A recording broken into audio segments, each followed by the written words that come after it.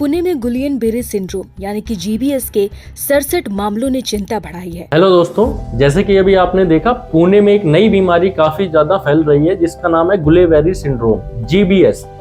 मैं आपको बताता हूँ ये क्यों होती है, इसका कारण क्या होता है और इसके लक्षण क्या होते हैं और ये बीमारी क्यों इतनी खतरनाक है जिसके लिए पुणे शहर में काफ़ी ज़्यादा डॉक्टरों की जो टीमें हैं वो इतनी ज़्यादा सावधानियां बरत रही हैं। तो मैं आपको बताता हूँ क्या होता है इसमें क्या होता है कि जो हमारे ही शरीर की जो एंटीबॉडीज़ होती हैं वो हमारे ही शरीर की जो नर्व के ऊपर की एक शीट होती है जिसका नाम होता है माइलिन शीट, उस माइलिन शीट को खाने लगती हैं। जैसे कि आप देखते हैं कि जो इलेक्ट्रिक सिग्नल है वो मेटल में ही कंडक्ट करता है। अगर वहीं बीच में हम वुड या लकड़ी कुछ लगा दें तो उससे क्या होगा, जो सिग्नल होगा वो आगे ट्रांसफर ही नहीं होगा या आगे कंडक्ट ही नहीं होगा। उसी तरह से जो हमारी नर्व होती है उसके ऊपर एक शीट होती है माइलिन शीट, उस माइलिन से ही जो हमारी इलेक्ट्रिक इम्पल्सेस होती हैं वो ट्रेवल करती हैं। अब क्या होता है, हमारी बॉडी के अंदर एक टी सेल्स होती हैं जो कि हमारी एंटीबॉडीज होती हैं। तो वो एंटीबॉडीज क्या करती है, हमारी ऊपर की लेयर जो माइलिन शीट नर्व की ऊपर की लेयर होती है न्यूरॉन की, जिसको माइलिन शीट बोलते हैं, उसको ये खा जाती है। तो अगर वो बीच बीच में गैप हो जाता है, जैसे कि अभी आप फोटो में देख रहे हैं, इसमें क्या हो गया है, इसमें जो माइलिन शीट है बीच बीच में से गायब है। अब क्या होगा, इलेक्ट्रिक सिग्नल आएगा बट वो वहीं रुक जाएगा, आगे ट्रांसफर ही नहीं हो पाएगा। क्यों? क्योंकि उसका कंडक्टिंग मीडियम ही गायब हो चुका है बीच में से। तो इस वजह से क्या होगा, फर्दर सेंसरी या मोटर रिस्पांस जो होता है बॉडी का, वो बॉडी एक्ट ही नहीं करेगी। इसमें लक्षण क्या होते हैं, इसमें सबसे पहले जो होता है, हाथ पैरों में झंझनाहट, सुन्नपन होता है और जो मसल्स की, जो मांसपेशियों की जो ताकत होती है ये खत्म होने लग जाती है। यानी कि इंसान अपने आप से कुछ भी नहीं करने लायक होता है। इसमें क्या होता है, सडन पैरालिसिस अटैक आता है, मतलब कि जो मांसपेशियां होती हैं वो बिल्कुल ही फ्रजाइल हो जाती हैं, इनमें बिल्कुल ही ताकत खत्म हो जाती है। फिर क्या होता है, इंसान एक तरह से बेड रिडन हो जाता है। ये जो स्टार्टिंग होती है ये पैरों से होते हुए हाथों की तरफ आती है। ये ज़्यादातर हमारे हाथों और पैरों को सबसे ज़्यादा अफेक्ट करती है।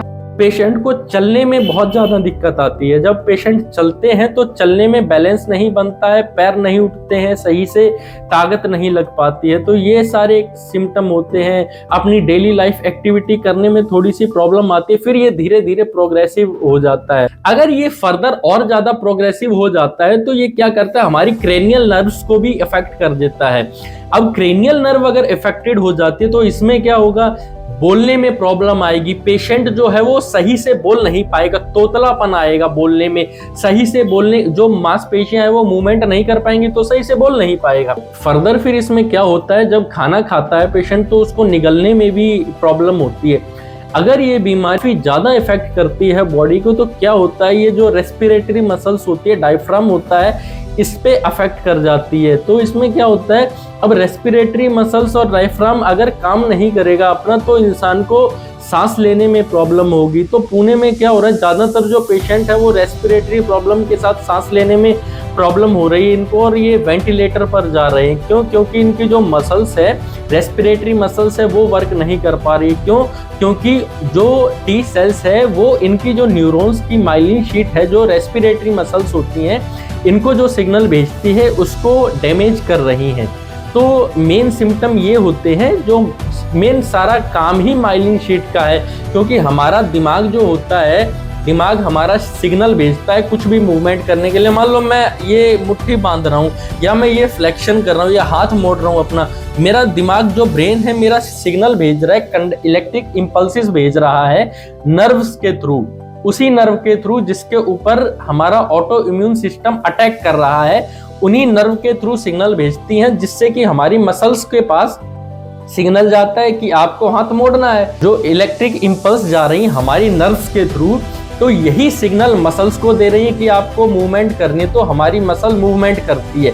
अब यही इम्पल्स जो मेरा ब्रेन सिग्नल भेज रहा है, अगर ये इम्पल्स यहाँ से, अगर मान लो मुझे हाथ मोड़ना है, ब्रेन में मेरे सिग्नल भेजा हाथ मोड़ने का, बट ये सिग्नल यहीं पर अगर कोई मेरी नर्व है वो डैमेज है, माइलिन शीट जो है यहाँ पर अगर डैमेज है, मान लो कोई नर्व, अगर यहाँ पर ही सिग्नल रुक जाता है, आगे नहीं जाएगा, तो नॉर्मल सी बात है मैं बहुत कोशिश करूंगा मोड़ने की, बट मेरा हाथ नहीं मुड़ेगा।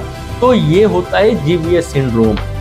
ये होता क्यों है? या तो कोई बैक्टीरियल इन्फेक्शन या कोई वायरल इन्फेक्शन जब हमारी बॉडी में एंटर करता है तो हमारी जो टी सेल्स होती हैं, जो ऑटोइम्यून रिस्पॉन्स होता है, वो उनको खत्म करने के लिए अटैक करता है।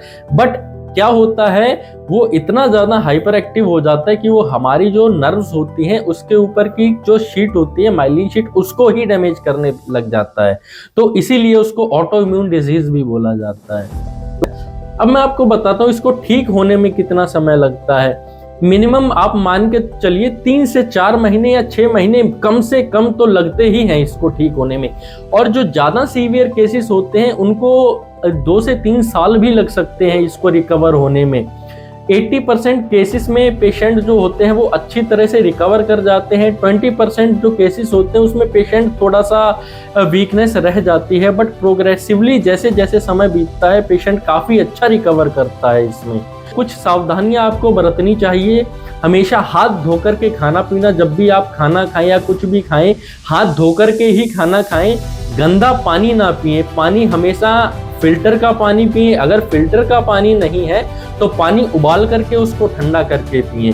ये थोड़ा सा खाने में आपको परहेज करना है। बाहर का जो ये गंदा खाना होता है, खुले में रखा होता है, इसको खाने से आपको परहेज करना है, बचना है आपको ये सब खाने से। जितनी भी बाहर की आप जो दुकान से सब्जी वगैरह लाते हैं, इसको लाने से पहले अच्छे से वॉश करना है, अच्छे से धोना है। तो ये सारी नॉर्मल डेली लाइफ में जो एक्टिविटीज़ होती हैं हमारी, इनको हम थोड़ा सा कंट्रोल करके कहीं ना कहीं इससे बचा जा सकता है। अभी तो फिलहाल ये GBS जो है पुणे में आउटब्रेक किया हुआ है, बट फिर भी हमें अपनी तरफ से हमें सावधानी बरतनी चाहिए ताकि कोई भी बीमारी हमारे शरीर को अटैक ना कर सके। धन्यवाद।